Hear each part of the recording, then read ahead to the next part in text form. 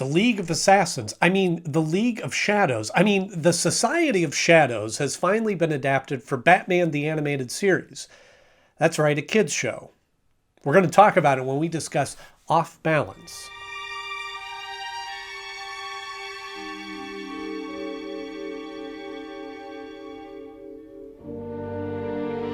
Hello, friends, and welcome back to the show. Thanks for joining us once again. And if this is your first time, then thank you for being here. I'm excited to have you.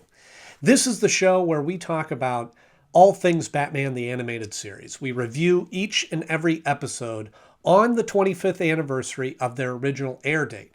So if you're like me and grew up with Batman the Animated Series, became a huge fan of Batman Today, then this is the show for you. And today we're talking about Off Balance, which originally aired for Batman the Animated Series November 23rd, 1992. I don't know what Nico wanted to meet here for anyway. So the League of Assassins, or in this episode, Society of Shadows.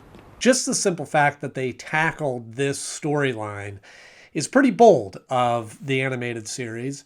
And I think that they executed quite well. They adapted it, made it enough kid-friendly, sorta, and introduced the characters, and I think was a good lead-in to some of these characters, like Ra's al Ghul. And we're going to dig into all the elements of this episode right after my 60-second rundown of the episode. Batman meets up with Informant on top of the Gotham Statue of Liberty, I guess, and then as he's getting information about him, about the Society of Shadows that has taken root in Gotham, a couple of the assassins show up, they throw the informant off the edge, and then just as Batman's ready to capture them, they shoot gas into their eyes and erase their memory, apparently. But he's got enough information to know that they are going after the sonic drill from Wayne Tech, not the sonic screwdriver from Dr. Hugh, but the sonic drill that they want to get their hands on. They go to the rail yard where Harvey Bullock is overseeing this delivery to Lucius Fox, and Talia shows up and intercepts this as Vertigo shows up, and then he starts shooting all the wobbly things through his eye that they can't tell where they're going.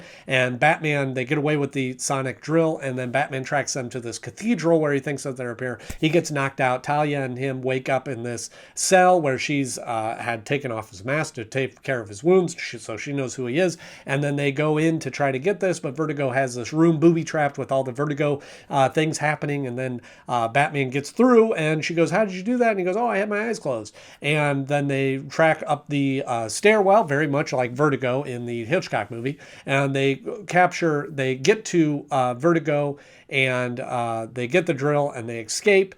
And just as they're leaving, then Talia turns on Batman, takes the drill, and escapes away. And then she radios her father, who is Ra's al Ghul, and informs him that they have the drill, and he tries to shoot it, and then it doesn't work because Batman has rigged it to explode. I blame Vertigo. It was all Vertigo. I was trying to talk and couldn't see straight. And first thing I want is for you to stop asking stupid questions.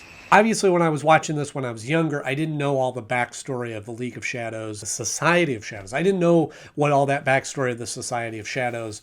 Word is they've started operating here. Tell me all about them. But this has a really strong opening scene when Batman meets up with an informant and is getting information about there. So they take this kind of history of the League of Shadows out of the picture. And Word on the street is they got something major going down tonight. but I'll also say they take the League of Assassins and kind of simplifies it a little bit and makes them less violent for kids. But in this opening scene, 3 people get killed right in this opening scene in a matter of minutes. And I get they kind of try to explain it away, but really. So the informant gets shoved off the edge and falls into the river. No, no, please, I didn't do it! Even though they show him pop back up at the end. Really, that would kill him if he fell from that height into the river. And then they show the 2 assassins, or I don't know what they're called. I don't know what they're called in this, but I don't think they're assassins, but assassins for all intents and purposes. They try to get away and almost make it, but then when Batman is about to approach them, they fire off this gas that comes through their goggles. May the shadows live forever. But then there's a line that Batman says to Gordon that, When I tried to nail them, they used some sort of gas to erase their own minds. we know they're dead. we know. They do a nice job of explaining it away for the censors, but give enough of the implication that there was death involved in this opening scene. So that scene is really kind of neat. And especially, again, from the perspective of what's going on, who's this society, who are these people that are attacking, who's this informant, all that kind of mystery that shrouds around this is kind of exciting. When we get to the dock and we meet Vertigo, awesome power, very cool power, even though I understand that this is a Green Arrow villain, Count Vertigo. I don't know why they changed it to just Vertigo, but in either case, it's a really cool power where it kind of throws everybody off. They don't know which way is up and down and left and right. And the animation of that is really cool. The animation of kind of the wobbly, I'm not sure how they do that, if that's physically moving the cells or what, but it looks really neat. Talia shows up, although we don't know it's Talia yet. We don't know at this point that her father's Ra's al Ghul or Ra's al Ghul. I've heard it both ways. I call him Ra's al Ghul. Feel free to correct me, but that's how I've always referred to him. I think that's how he's referred to, although he's not named in this episode. I think that's how they pronounce it in the animated series, if I remember correctly. Ra's al Ghul. Either way. Small wonder you seem so pleased. Although I do have to say, when Batman does get captured, he's a little off of his game. First of all, he gets captured, which honestly, that happens pretty frequently where somebody just gets the jump on him.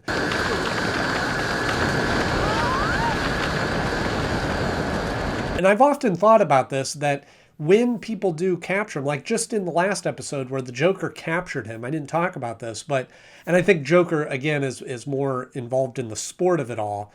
Batman was knocked out, and he could have easily taken his mask off. In this one, Talia does. She takes his mask off to tend to his wounds, so she knows who he is. What happened to my mask? But then also, prior to that, he gets his utility belt cut off in the battle. Get it together, Batman.